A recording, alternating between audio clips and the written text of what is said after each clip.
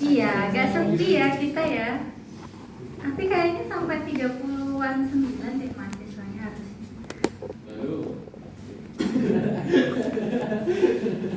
Oke. Oke, hari ini sampai semester 1 semester ke depan kalian akan ketemu sama Miss di mata kuliah yang mungkin agak beda dari yang Miss biasanya ngajar sebelumnya. Biasanya Miss kan ngajar sebelumnya full kalian Miss dari papan tulis kanan ke papan tulis kiri bolak-balik gitu kan ya, kalian nulis banyak. Computational biology ini kalian akan tetap nulis, tapi mungkin nulisnya nggak pakai angka-angka yang signifikan itu enggak. Nah, kita berubah ke huruf sekarang gitu ya. Jadi biasanya kan 1 sampai 10. Nah, berarti ini dari huruf-huruf aja gitu nanti di computational biology. Mungkin ini sedikit jelaskan rules-nya dulu untuk mata kuliahnya sebelum nanti masuk ke bab pertama, karena kita nggak ada sesi perkenalan lagi ya. Biasanya kalau sama B29 itu masih perkenalan. Oke, nama mata kuliahnya computational biology atau komputasi biologi. Ini kok nggak jalan? Loh.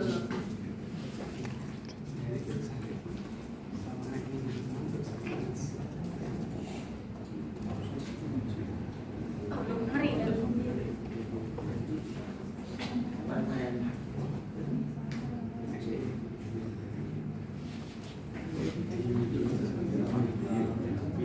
Wow. Oke, mata kuliah ini jalan 2/1 ya. Berarti ada 2 SKS untuk LEC sama Miss Ade. Kemudian nanti untuk labnya 1 SKS kalian jalan sama Aslab. Nah, Miss kurang tahu kalau kalian nanti di labnya dibagi 1 atau dibagi 2 atau tetap satu kelas? Dibagi 2 ya. Jadi nanti labnya ini akan Aslab yang menjalankan. Karena kalian sudah tidak ada angkatan di atasnya yang jadi Aslab, berarti otomatis yang jadi Aslab kalian itu B2. Kalian B2 berapa? B28 ya. Berarti yang jadi Aslab harusnya B29. Iya, betul. Udah labnya hari apa? Besok. Oke. Nah, jadi karena kita 2 SKS, berarti kalian sudah semester 4, kalian ada kesempatan untuk hybrid ya berarti ya. Jadi silahkan digunakan kuota hybridnya itu untuk hal-hal yang memang tidak memungkinkan kalian untuk onsite. Tapi sisanya kalau misalnya bisa onsite kan harus tetap onsite di kampus. Itu contohnya yang hari ini tidak hadir onsite nih mungkin karena cuaca, banjir dan lain sebagainya, jadi nggak memungkinkan dia untuk hadir onsite gitu. Nah, kemudian topiknya apa? Nah, ini cukup menarik. Computational biology bahasnya full di genomik dan proteinomik, kemudian ada bioinformatik database. Tapi kalian bayangannya jangan terlalu yang kompleks banget untuk database-nya, kayak misalnya kita akan membangun database atau yang lainnya gitu, enggak. Nanti untuk UTS, nah ini masih ada yang berdatangan lagi.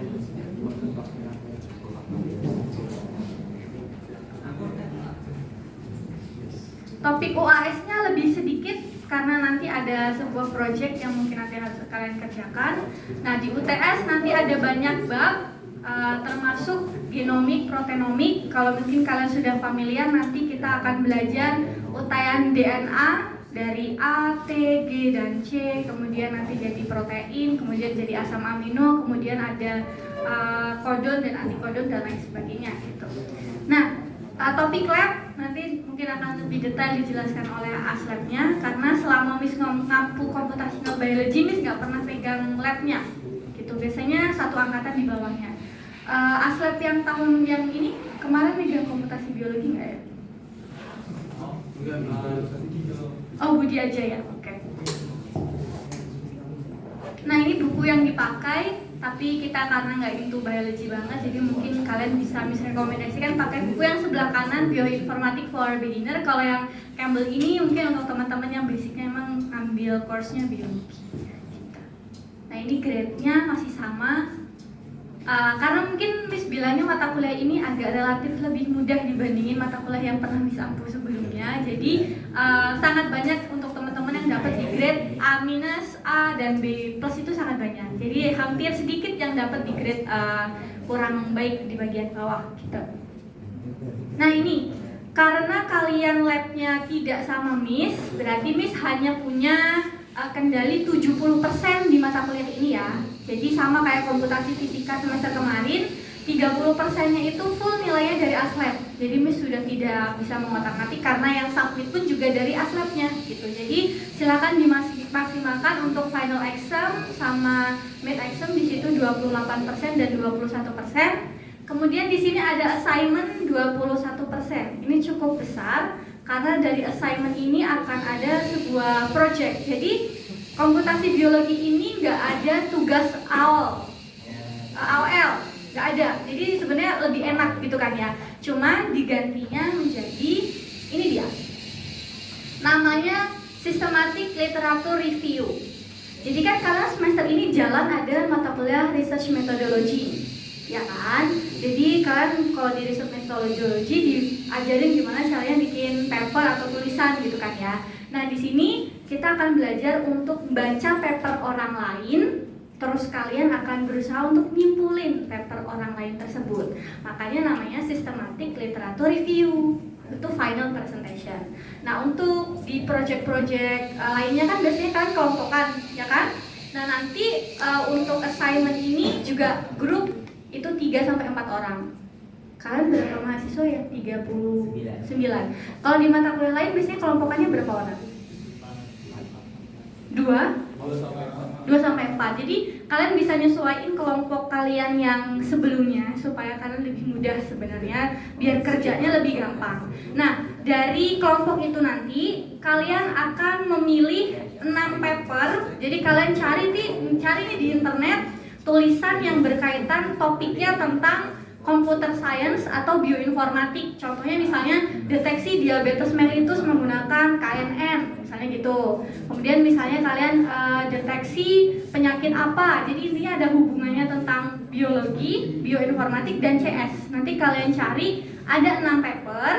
Kemudian dari paper tersebut bisa aja comparison, clustering atau review biasa. Jadi kalian review 6 paper tersebut ya, di review. Outputnya adalah final word dari SLR-nya. Jadi nanti ada word-nya gitu, template-nya nanti Miss kasihkan. Di word tersebut kalian bikin semacam rangkumannya dari 6 paper tersebut. Tapi papernya usahakan relevan. Jadi kalau misalnya kalian topiknya mau tentang deteksi sebuah penyakit, jadi 6 papernya harus tentang penyakit semua. Gitu ya, misalnya untuk deteksi DNA, semua tentang DNA. Jadi 6 paper ini usahakan relevan. Dari ke-6 paper tersebut setelah di file Word, kalian ada presentasi dan buat yang namanya academic poster. Ya, dari academic poster dan presentasi, isinya apa aja di file tersebut, pasti ada judul, abstraknya berarti sudah combine dari 6 paper tersebut karena topiknya kan diusahakannya sama. Introduction-nya juga combine dari 6 paper tersebut, jadi kalian bedah pendahuluan dari paper tersebut tuh bahasnya tentang apa, tujuannya, analisis dan conclusion. Jadi intinya kalian ngerangkum dari 6 paper dijadikan satu file. Nanti dibuat presentasinya dan akademik poster. Kemudian nanti kita presentasi di di pertemuan ke-12 dan 13. 2 pertemuan terakhir. Jadi nanti setiap kelompok akan presentasi seperti itu, jelasin tentang apa yang mereka review dari paper dari topiknya. Kemudian akan masuk komponen penilaian tugas. Kenapa? Penilaian tugasnya di sini cukup besar, 21% gitu. Sampai sini ada yang mau ditanyakan dulu teman-teman? Oke, nanti untuk kelompoknya Miss akan add-kan langsung di Binus Maya after kita kelas. Jadi nanti kalian bisa langsung setor kelompoknya siapa aja kayak gitu. Kemudian untuk teori assignment mungkin kita menyesuaikan aja, nanti kalau misalnya ada yang perlu Miss berikan tugas, nanti kita langsung tugas, tapi Miss nggak akan memberikan tugas yang kalian kerjakan di rumah. Jadi pasti kayak abis materi, kalian Miss kasih tugas kumpul kayak biasanya sebelum-sebelumnya kelas sama Miss kayak gitu. Sampai sini ada yang mau ditanyakan dulu? Tidak ada, oke. Nah ini contoh yang tahun-tahun sebelumnya ya. Miss lupa ini punyanya siapa. Nah di sini yang pertama dia deep learning dalam bioinformatik. Jadi dia nge-review ini 2 paper aja. Jadi harusnya sebenarnya nggak 6, tapi kalau bisa 6 lebih bagus ya. Jadi dia memberikan dua perbedaan dari deep learning dalam bioinformatik. Kemudian ini last universal common tepat.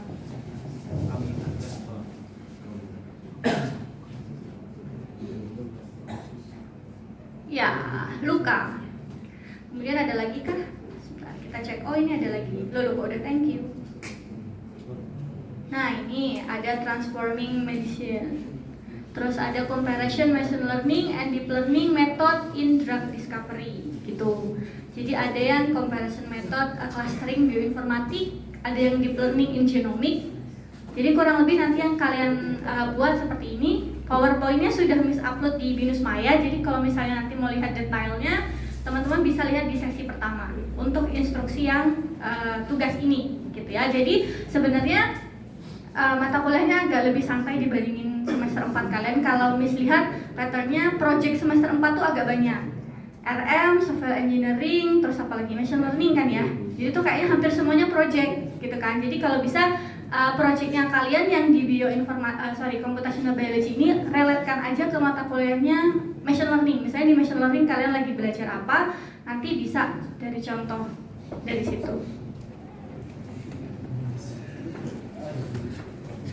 Oke, jangan lupa attendance ya guys ya.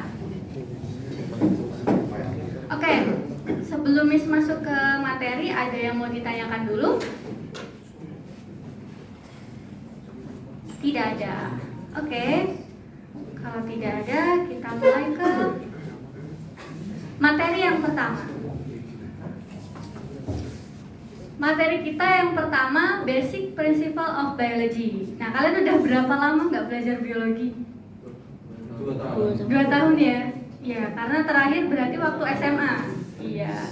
Jadi agak cukup lama. Tapi kita nggak akan ngebahas biologi yang terlalu mendalam sampai kalian harus menghafal gitu, enggak sih sebenarnya.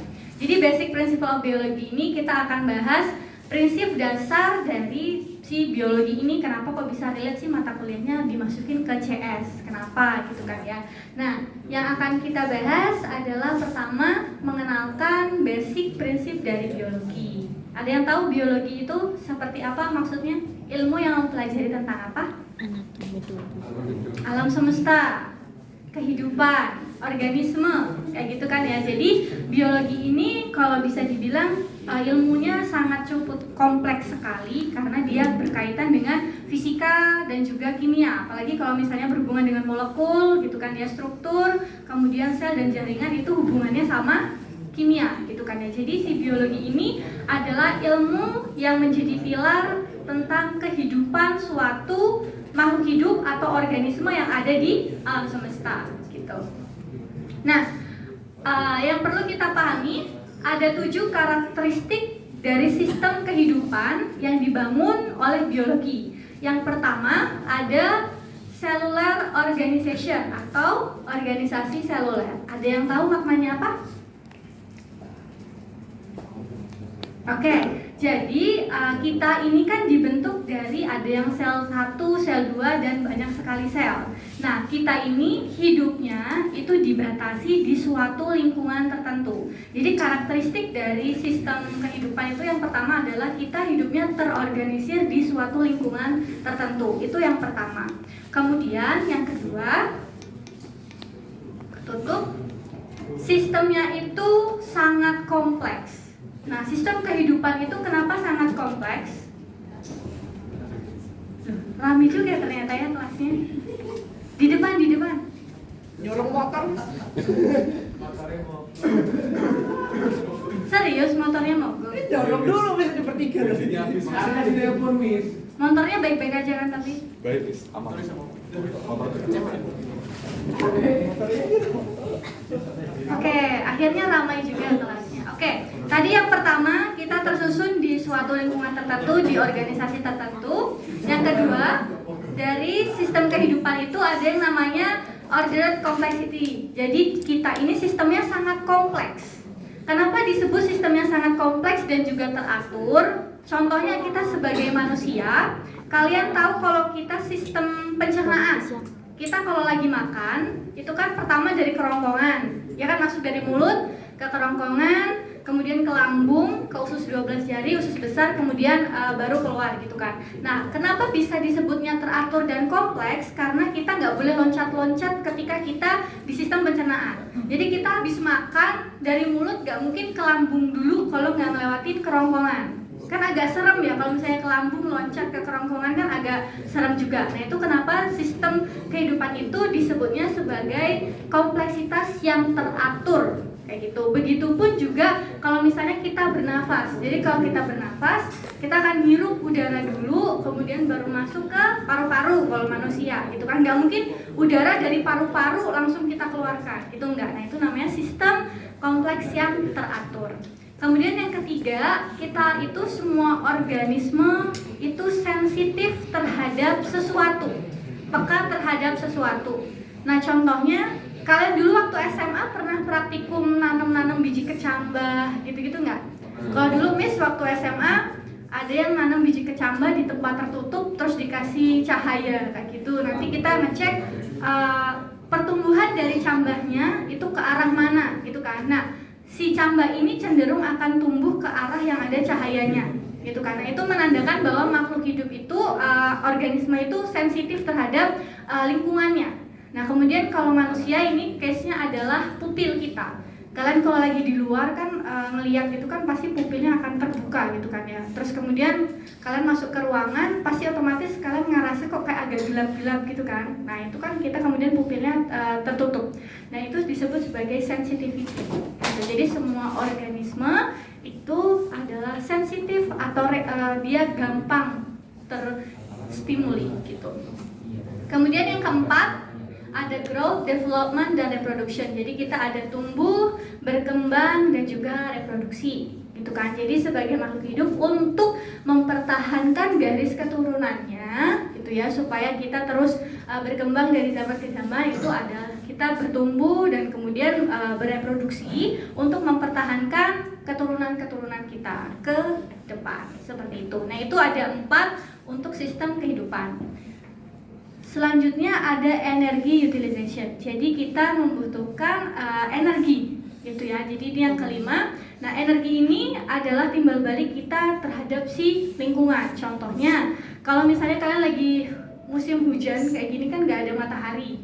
Berarti kalau jemur baju nggak mungkin akan kering gitu kan. Nah, itu kita membutuhkan si matahari itu untuk kehidupan kita. Jadi kalau misalnya beraktivitas atau kayak contohnya menjemur baju itu kita penting banget adanya matahari. Terus kemudian matahari juga bisa kita pakai energinya untuk membangkit listrik kayak gitu ya. Jadi itu bentuk kita membutuhkan si energi ini gitu.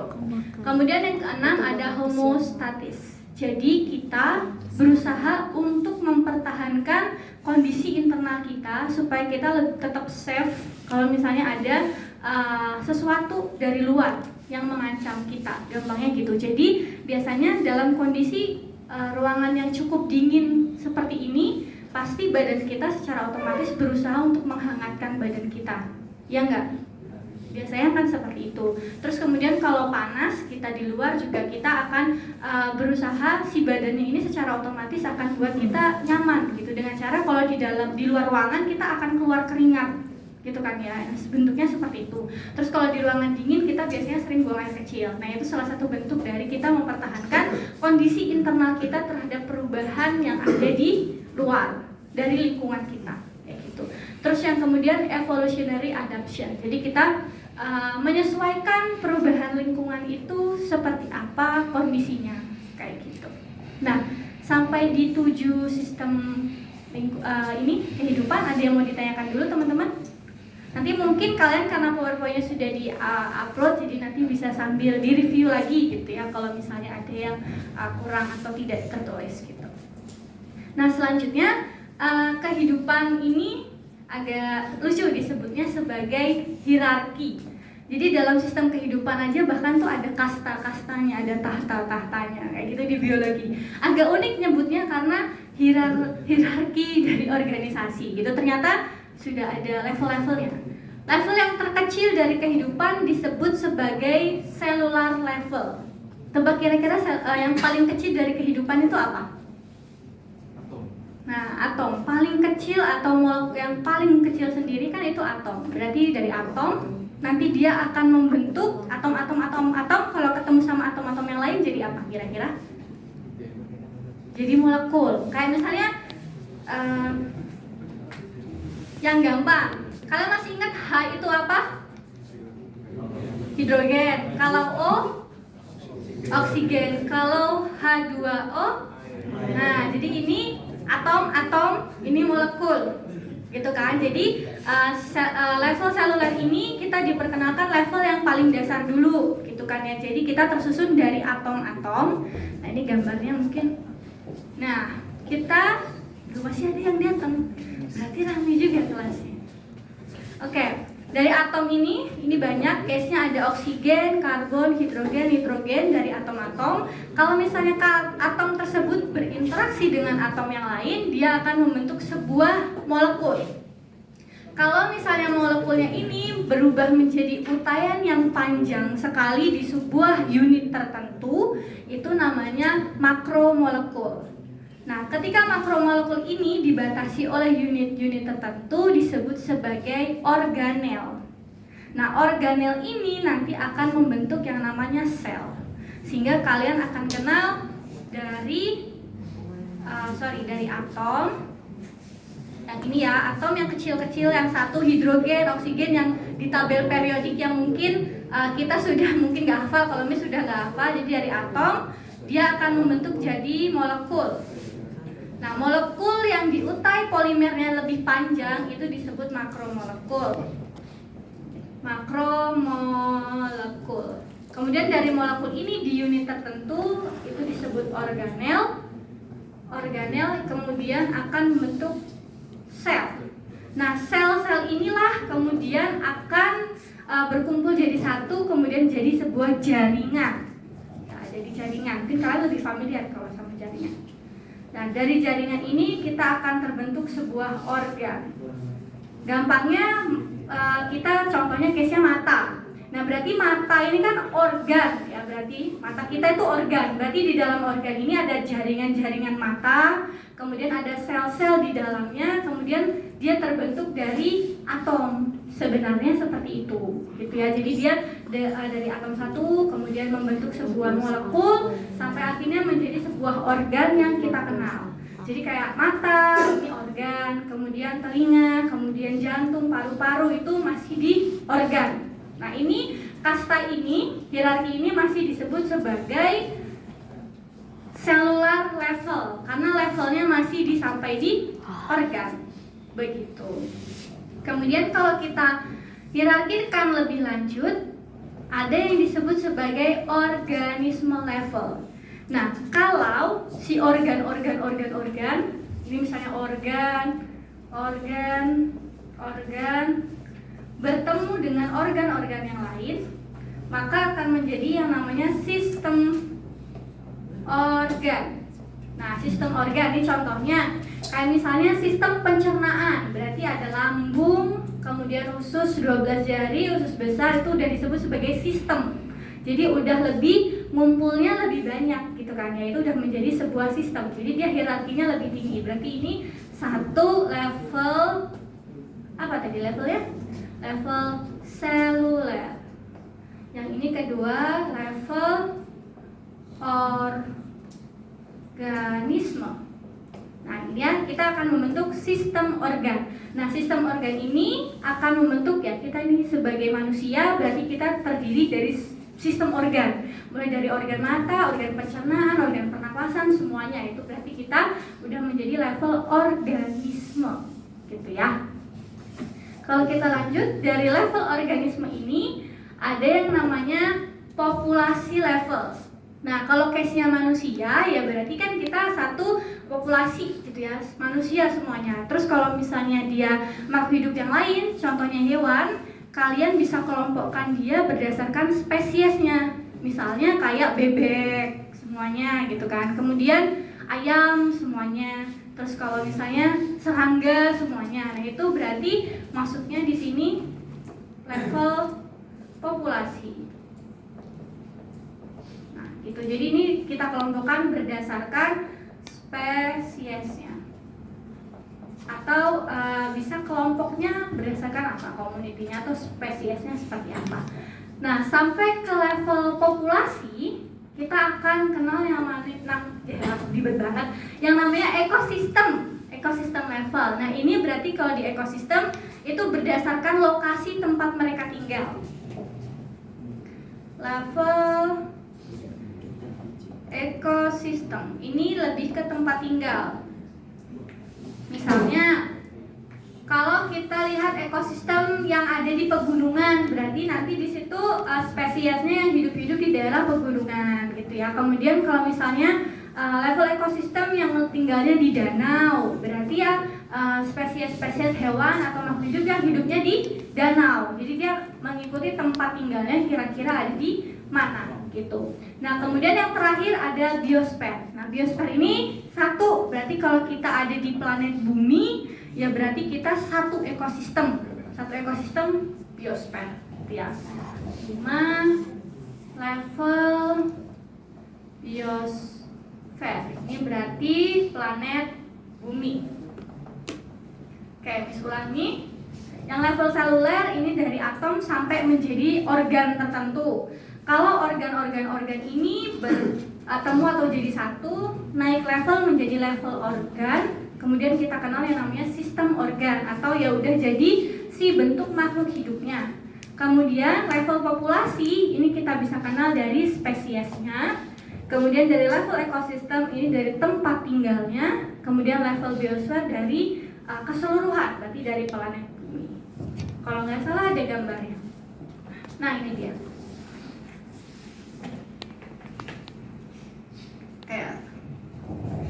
Nah, ini dia gambarnya. Kalau yang sel udah tadi ya, ada gambar yang bentuk tadi. Ini langsung ke organ sistem. Nah, ini diperkenalkan organ sistemnya akan menjadi organisme. Ini berarti apa nih? Bangau, bebek. Ya, ini ya gambarnya.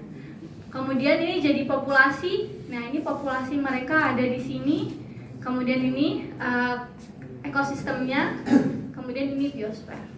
Gitu. Ini ada 5 hierarki dari sistem kehidupan. Jadi kehidupan itu berhierarki. Sampai sini ada yang mau ditanyakan dulu, teman-teman? Iya, agak unik ya dari yang biasanya kalian pelajari sebelum-sebelumnya ya. Oke, kalau tidak ada, misalkan lanjut ke hal yang membangun kehidupan. Jadi ini agak nyerempet biologinya ke kimia sedikit. Oke. Yang membangun kehidupan kita pertama pasti air. Kemudian kita akan belajar karbon dan molekular diversity. Jadi nanti akan belajar struktur dari si karbon. Kemudian akan belajar struktur and large biological molecular. Kenapa kita akan bahasnya air dulu? Karena kalau kita pikir-pikir kayaknya yang paling krusial dalam kehidupan ini kalau ini elemen kehidupan. Ada api, angin, nah salah satunya ada air. Nah, air ini kan dibentuk dari ini ya, struktur H2O. Berarti artinya si air ini dia interaksi ikatan dari 2 atom hidrogen dan 1 atom oksigen. Nah, seperti itu. Nah, air ini kalau teman-teman ingat ini gambarnya, iya. H itu elektron valensinya 1. Kemudian O itu elektron valensinya 6. Nah, kalau mereka berikatan O 1 2 1 2 3 4 5 6 ini berikatan O gitu. Ini kalian nggak itu banget, nggak apa-apa karena ini kimia, jadi Miss hanya jelasin aja. Nah, jadi kalau sudah secara kimia, struktur H2O ini ikatannya disebut sebagai ikatan, ada ingat ikatan apa? Ikatan kovalen. Nah, ikatan kovalen ini mereka saling melengkapi. Nah, jadi O ini cuma punya 6 elektron valensi, sedangkan stabil itu ketika 8. Nah, kemudian H ini hanya punya 1 elektron valensi. Jadi 6, kemudian ini elektron valensinya punya H1, punya H1. Nah, ini mereka terbentuklah yang namanya ikatan kovalen. Nah, kalau struktur H2O, H2O, H2O, H2O berkumpul jadi banyak, ya makanya kita kenal sebagai air yang sangat melimpah seperti itu. Nah, kenapa air sangat penting banget untuk kehidupan? Ya karena dia tersusun dari, selain fungsi-fungsinya yang kita gunakan, dia tersusun dari sebuah ikatan dari atom. Jadi dia masuknya ke level yang seluler ini sebenarnya. Nah, itu dia tersusun dari yang paling kecil. Jadi tetap awal apapun kita akan pakainya dari si atom. Makanya nanti bisa sampai jadi air dan ikatan kovalen gitu. Nah, air ini sangat krusial digunakan, salah satunya adalah sifatnya yang kohesif. Jadi dia nggak akan terpisah seperti itu ya, karena ikatan kovalennya ini dia nggak akan terpisah, dan juga dia karena kepekatannya dia tidak mudah untuk tercampur ya, kayak kalian nyampurin sama minyak kayak gitu kan ya. Kemudian kalau kepekatannya ini ketika ada serangga yang mijakin ke dia, air nggak bakal kayak kepecah buyar gitu, dia akan tetap berikatan kuat dengan sesama ikatannya seperti itu. Nah, selain dari air ini ya, air kan tersusun dari H2O ya kan. Kalau misalnya kita jabarkan ionisasinya secara kimia, kalian bisa tuliskan OH- plus H+. Nah, ini adalah hidrogen ionnya. Kenapa air ini dipecahkan strukturnya menjadi ion? Kalian familiar sama yang namanya asam dan basa? Bisa tahu asam dan basa itu dari apanya? Dari pH-nya. Kenapa bisa asam disebut pH-nya di bawah 7, kalau basa di atas 7? Nah, itu karena kan tadi gini, H2O itu ionnya OH- plus H+. Jadi kita bisa tahu dia sifatnya asam dan juga basa itu sebenarnya dari nilai ionisasinya. Ya, kalau kita cek ini pH 7 itu kan netral. Lebih dari 7 sampai 14 itu basa, sampai 0 ini adalah asam. Nah, asam itu berarti nilai H+-nya meningkat. Kalau misalnya dia meningkat berarti pH-nya turun. Ada yang tahu pH itu singkatan dari apa? Ayo coba, pH kira-kira apa? Oke, kita cari pH itu apa? pH Philippines. Oke. Nih, potential of hydrogen. Jadi selama ini kan kita ngeceknya pH, gitu kan. Tapi kalau misalnya dikembangkan, pH ini adalah potential of hydrogen. Jadi kenapa kok kita notisnya di H+-nya? Jadi ketika H+-nya itu meningkat, maka pH-nya akan turun. Jadi asam itu nilai pH-nya di bawah 7. Gitu ya. Kemudian kalau untuk si basa, nilai H+-nya ini menurun. Sehingga pH-nya meningkat. Itulah kenapa basa nilai pH-nya di atas 7 sampai dengan 14. Jadi itulah reasonnya kenapa pH itu dari 1 sampai 6 disebut asam, dari 8 sampai 14 disebutnya basa. Jadi berangkat dari pH adalah potensial hidrogen, kemudian dari ionisasi dari H2O. Seperti itu ya teman-teman. Oke. Kita lanjutkan. Ini dari pH. Oke, sampai sini ada yang mau ditanyakan dulu? Tidak ada, Miss. Oke. Kalau tidak ada, kita upgrade ke ikatan yang lain. Tadi ikatannya hidrogen-hidrogen. Sekarang karbon dan hidrokarbon. Jadi kalau misalnya karbon ini berikatan akan panjang, maka akan menyebabkan ikatannya adalah ikatan kovalen. Nah ini contohnya, kalian mungkin familiar pernah dengar yang namanya gas propana. Pernah dengar? Propana. Jadi propana ini secara kimiawi itu tersusun dari 3 atom karbon dan 8 atom hidrogen. Jadi di sini kita akan memperkenalkan bahwa yang besar-besar atau misalnya yang levelnya sudah organisme atau levelnya populasi itu tetap tersusun dari sebuah atom. Seperti ini ya, ini ikatannya dikenal sebagai ikatan kovalen atau kovalen bonds gitu. Ini dari si karbon. Nah, kemudian ini nyambung. Ikatan-ikatan yang lainnya tadi itu akan mempengaruhi sistem kehidupan yang familiar. Kalian tahu karbohidrat pasti. Nah, kita selama ini makan sesuatu atau apa banyak karbohidratnya ini ya gitu kan. Nah, karbohidrat ini juga tersusun dari ikatan C, 1 atom C, 2 atom hidrogen dan 1 atom oksigen. Nah, di sini ini menandakan mereka juga berikatan, artinya ikatannya dari karbon seatom. Gitu ya. Nah, si karbohidrat ini kan untuk sumber energi gitu kan ya. Kalau misalnya kita sering konsumsi karbohidratnya apa aja kalau kalian? Nasi. Nah, itu salah satu ini. Contohnya gula juga ini kan. Nah, ini karbohidrat itu ikatan CH2O. Kalau digambarkan, nah ini contohnya ada simple karbohidrat, itu ada monosakarid. Nah, kita nggak akan membedah kenapa ikatannya jadi seperti ini kok, nggak akan. Tapi hanya memperkenalkan kalau misalnya monosakarid itu tersusun dari nih, glukosa ada C6H12O6.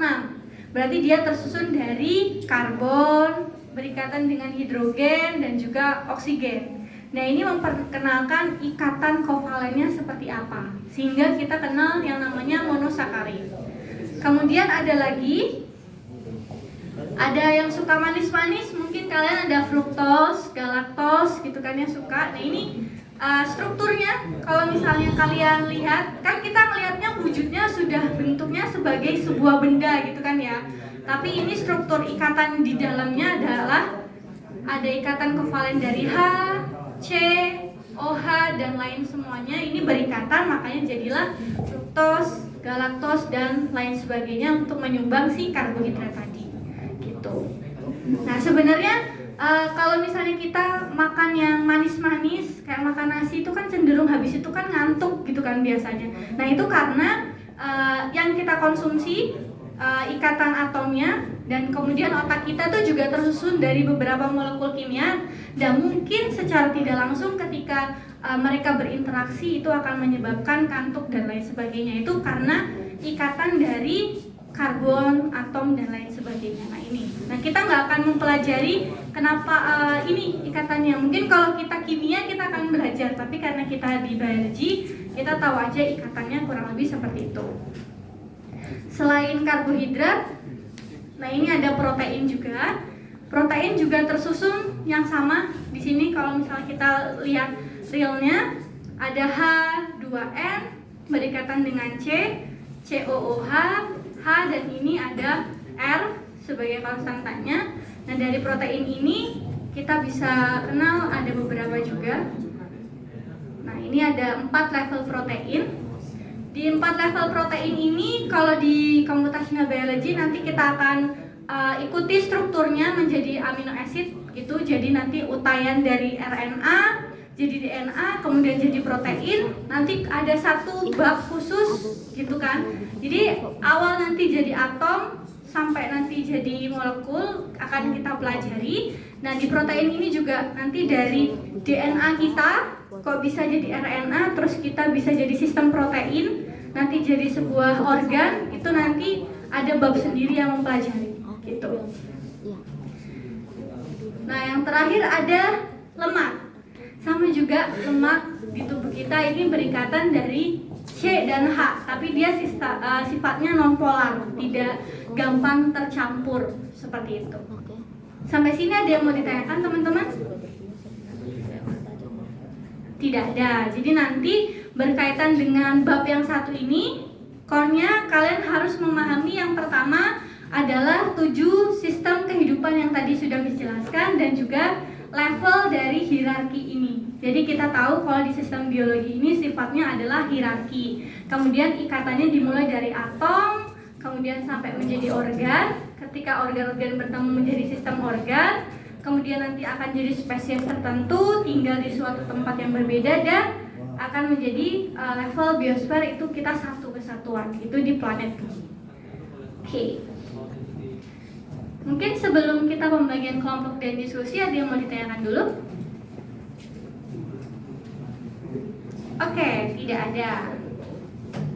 Kalau tidak ada, mungkin kita akan ini ya, brainstorming dulu untuk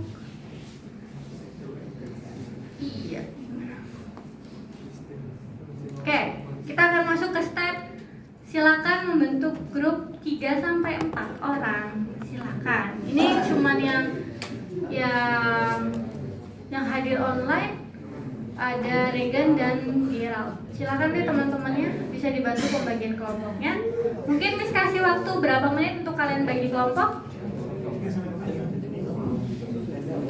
Mungkin 5-10 menit ya. Jadi nanti yang sudah ada kelompoknya dicatat namanya, nanti sekalian Miss add-kan di Binus Mayanya. Boleh salah satu perwakilan dari kelompoknya nanti ke depan. 3-4 ya.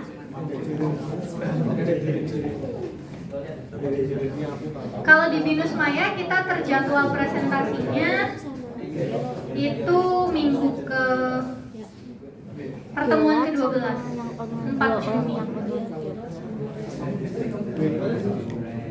Oh ya, terus yang kelompok gengsi itu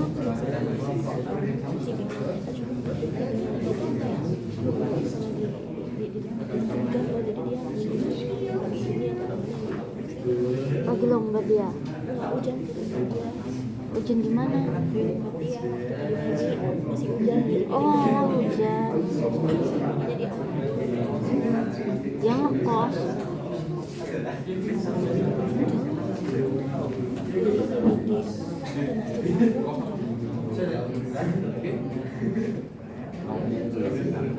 Kalau gitu kita itu dulu lah.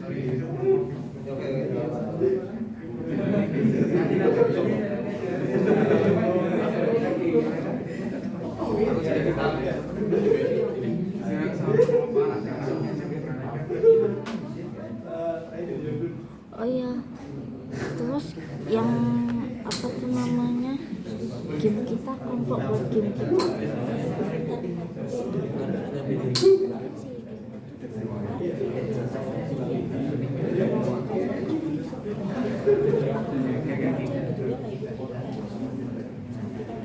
Game sama satu lagi. Oh, Oke, mungkin kalau sudah ketemu sama teman rekannya, kalian boleh sekalian diskusi, cari-cari dulu kira-kira mau ngangkat topik apa. Misalnya mau bandingin deep learning untuk kesehatan atau deep learning untuk deteksi penyakit sesuatu kayak gitu. Ini kan kalian tidak membuat ya, hanya nanti baca-baca kemudian dirangkum gitu ya. Jadi topiknya juga masih bisa kalian ubah nanti, tidak masalah gitu. Yang penting kalian sudah ada gambaran yang mau dikerjakan apa.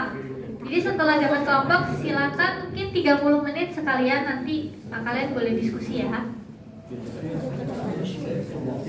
Agak tahu juga ya. Sambil mau rebahan di depan juga nggak apa-apa.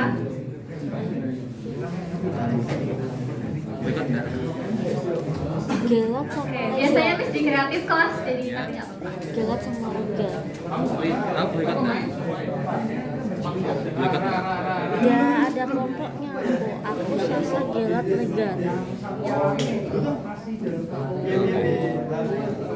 Kalau mata kuliah lain kita bisa yang game.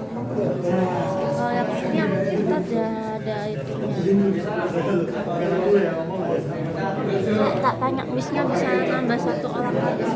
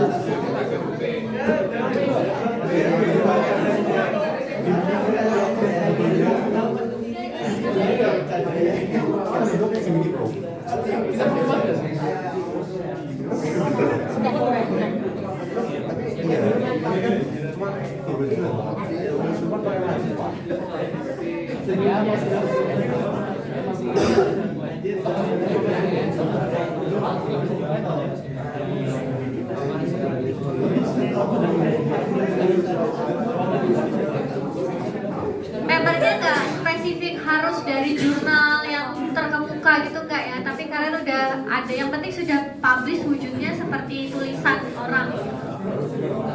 Tidak boleh berita ya, tapi ya.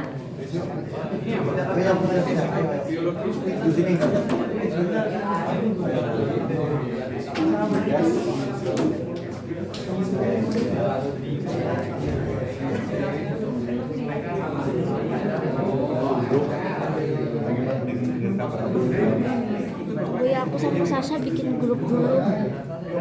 Aisyah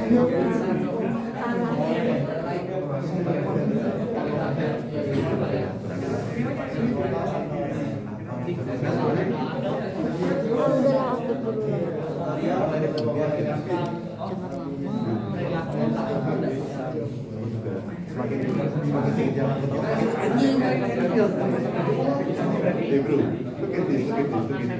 Apa yang dilakukan pada aplikasi pesawat?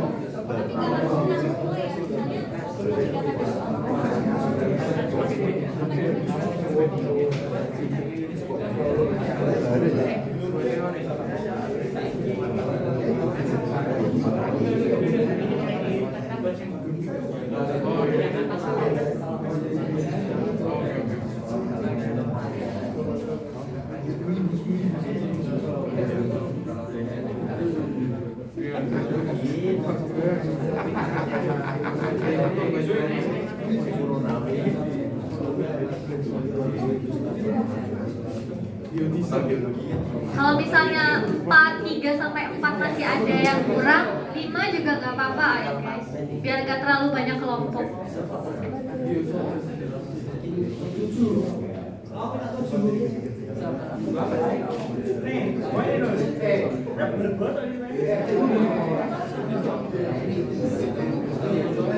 Ini cara bikin kelompok, gimana cara bikin kelompok?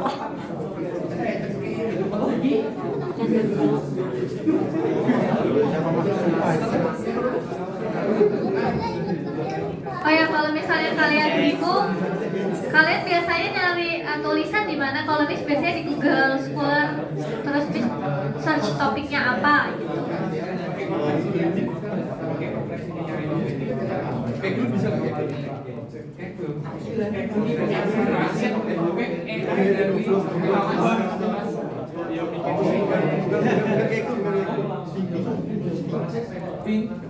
Oh lah, cuy,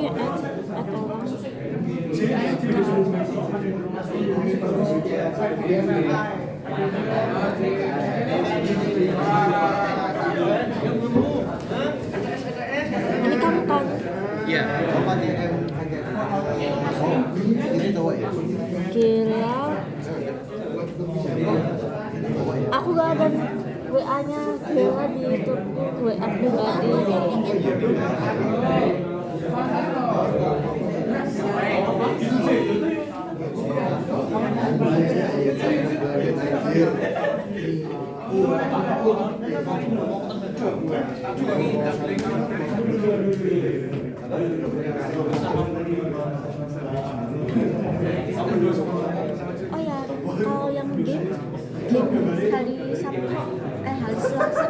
sudah bisa add kalian sendiri belum ya? Coba.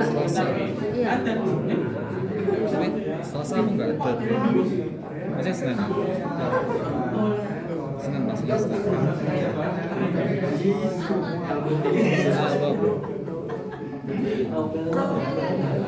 Maaf, miss tadi klik random, sorry. Slide lain boleh nggak sih yang game ini?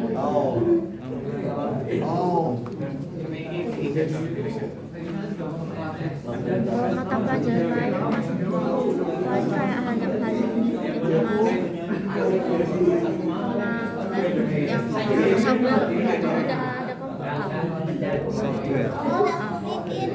Software harusnya udah ada. Software.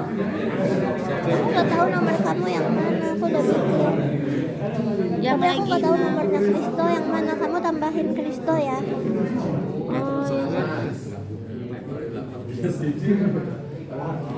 kita software engineering yang kemarin kok sudah ulang Software engineering.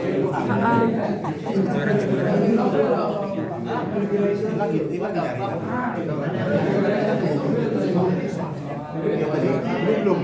Bisa kepala. Yang kemarin. Selasa bikin aku jadi adminnya dulu dia. Oke. Belum sebenarnya. Ceplok kalau Udah. oke.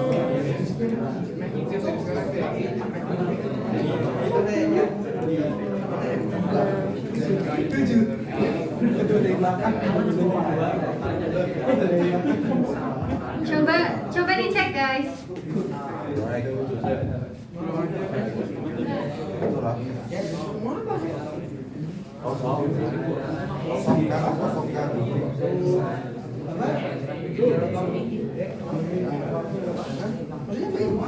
Ceplok kalau biar nggak jatuh. Belum bisa juga? Belum. Masa belum ya? Belum, Miss. Ya maaf ya. Ya, Miss. Kok miss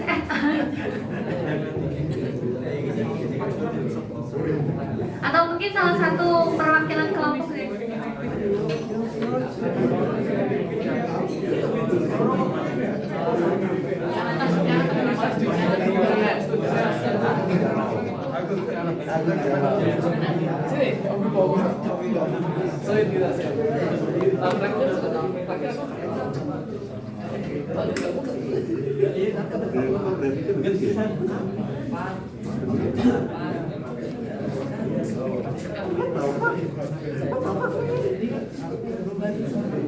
Oh iya, Bi.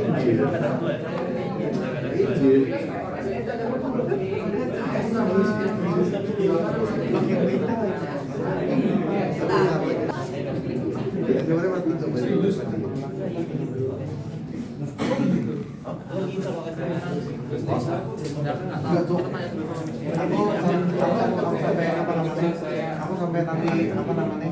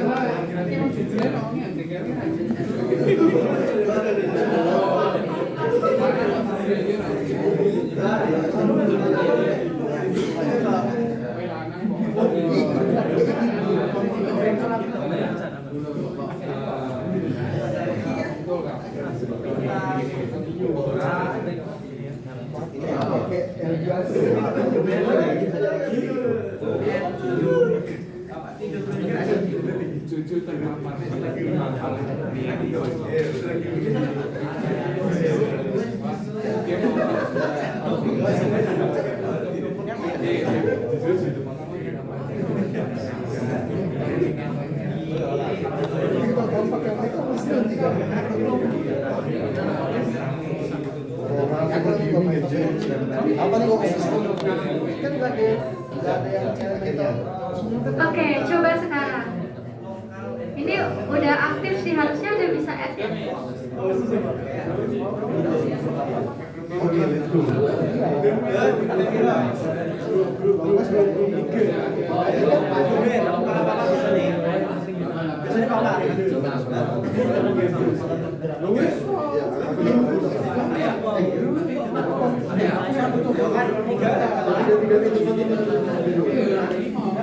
Ya maaf loh Jun,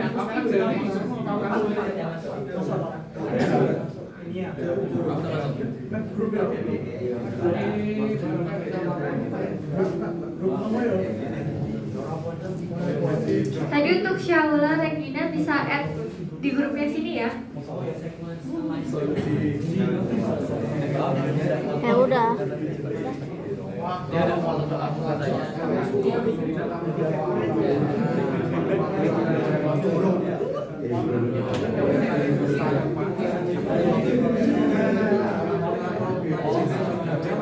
Ini artinya Udah bikin belum? Aku lagi Belum ya, berarti aku aja yang bikin. kita aku harus ngopi lagi tuh. Itu berarti video, tapi aku gak bisa itu deh.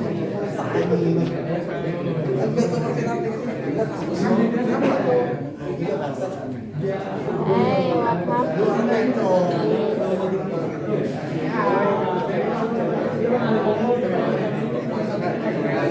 Oke, itu jalan pasti.